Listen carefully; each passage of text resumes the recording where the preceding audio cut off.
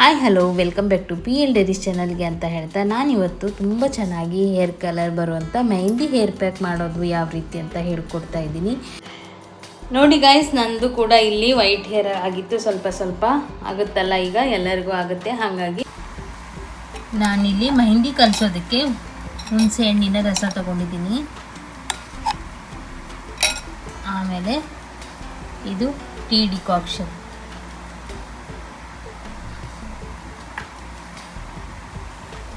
ನಂತರ ನೋಡಿ 2 ಮೊಟ್ಟೆ ತಗೊಂಡಿದ್ದೀನಿ. ಈಗ ಮೆಹಂದಿಯನ್ನು ತಗೊಳ್ತಾ ಇದ್ದೀನಿ. ಇಷ್ಟಿದ್ರೆ ಸಾಕು, ನಮ್ಗೆ ಸೂಪರ್ ಆಗಿರುವಂಥ ಹೇರ್ ಪ್ಯಾಕ್ ರೆಡಿ ಆಗುತ್ತೆ.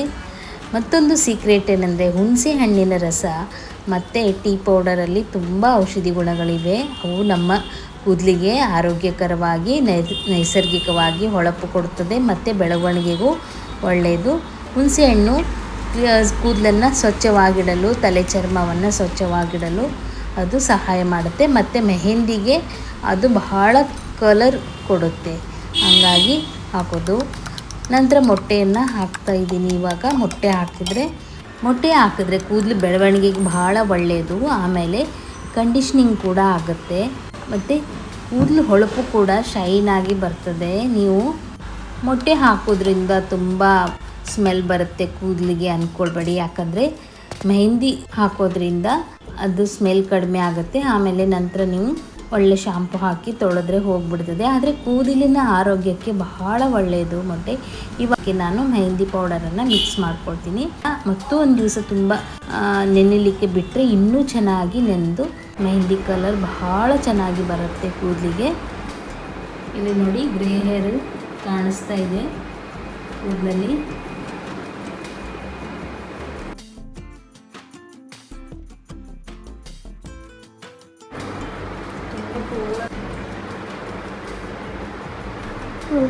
ಇಲ್ಲಿ ಮಧ್ಯದ ಹೇರ್ ತಗೊಂಡು ನಾನು ಮೆಹಂದಿ ಹಚ್ಚಿ ಅದನ್ನು ಸ್ವಲ್ಪ ಗಂಟು ಹಾಕ್ಕೊಂಡಿದ್ದೀನಿ. ಆಮೇಲೆ ಸ್ವಲ್ಪ ಕೂದಲನ್ನು ತಗೊಂಡು ನೋಡ್ರಿ ಈ ರೀತಿಯಾಗಿ ಮೆಹಂದಿ ಹಚ್ಕೊಳ್ಬೇಕು.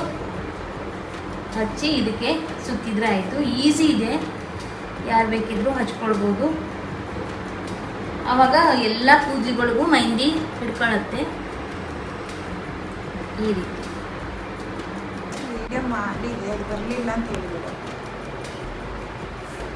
ಸ್ವಲ್ಪ ಹೇರ್ ಪಾರ್ಟಿಷನ್ ತೆಗೆದು ಈ ರೀತಿಯಾಗಿ ಮೆಹಂದಿ ಹಚ್ಕೊಳ್ಬೇಕು. ನೋಡಿ, ಈಚೆ ಕೂದಲನ್ನು ಹೀಗೆ ರೌಂಡ್ ಹೊಡಿಸ್ಬೇಕು. ನೋಡಿ, ಈ ರೀತಿಯಾಗಿ ಹಚ್ಕೊಳ್ಬೇಕು. ಆವಾಗ ಪ್ರತಿಯೊಂದು ಕೂದಲಿಗೂ, ಬಿಳಿ ಕೂದಲಿಗೆ ಮೆಹಂದಿ ಹಿಡ್ಕೊಳ್ಳುತ್ತೆ. ಆಮೇಲೆ ಇದನ್ನು ಈ ರೀತಿಯಾಗಿ ಇದಕ್ಕೆ ಸುತ್ಕೊಂಡ್ಬಿಟ್ರೆ ಈಸಿಯಾಗಿ ಮತ್ತೆ ಹಿಡ್ಕೊಳ್ಳುತ್ತೆ ಮೆಹಂದಿ. ಇದು ಕೈಗೆ ಗ್ಲೌಸ್ ಹಾಕಿ ಮಾಡಬೇಕು. ನನಗೆ ಅದು ಸರಿ ಆಗೋದಿಲ್ಲ, ಅದು ಸರಿ ಆಗಲಿಲ್ಲ, ಹಾಗಾಗಿ ತೆಗೆದಿದ್ದೀನಿ.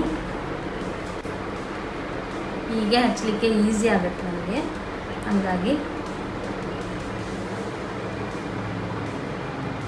ಈಗ ತೊಳೆಯುವಾಗಲೂ ಅಷ್ಟೇ ಇದನ್ನೆಲ್ಲ ಬಿಡಿಸಿ ನೀರು ಹಾಕ್ತಾ ಬಂದ್ರಾಯ್ತು, ಈಸಿಯಾಗಿ ಹೋಗುತ್ತೆ ಮೆಹಂದಿ ತೊಳೆಯುವಾಗ. ತುಂಬ ಗಂಟೇನೂ ಆಗೋದಿಲ್ಲ, ಆಮೇಲೆ ಕೂದಲು ಉದುರೋದಿಲ್ಲ.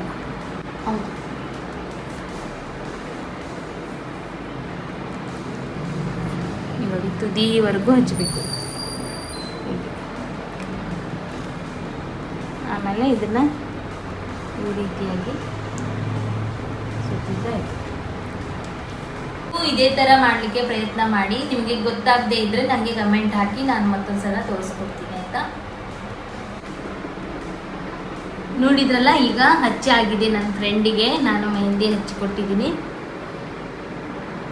ಪ್ರತಿ ಸಲ ನಾನೇ ಹಚ್ಚೋದೊಳಗೆ ಹೇರ್ಗೆ ಮೆಹಂದಿ. ನೋಡಿ ಗಾಯ್ಸ್, ನಂದು ಕೂಡ ಇಲ್ಲಿ ವೈಟ್ ಹೇರ್ ಆಗಿತ್ತು, ಸ್ವಲ್ಪ ಆಗುತ್ತಲ್ಲ, ಈಗ ಎಲ್ಲರಿಗೂ ಆಗುತ್ತೆ. ಹಾಗಾಗಿ ನಾನು ಕೂಡ ಹೇರ್ ಪ್ಯಾಕನ್ನು ಹಾಕಿದ್ದೆ.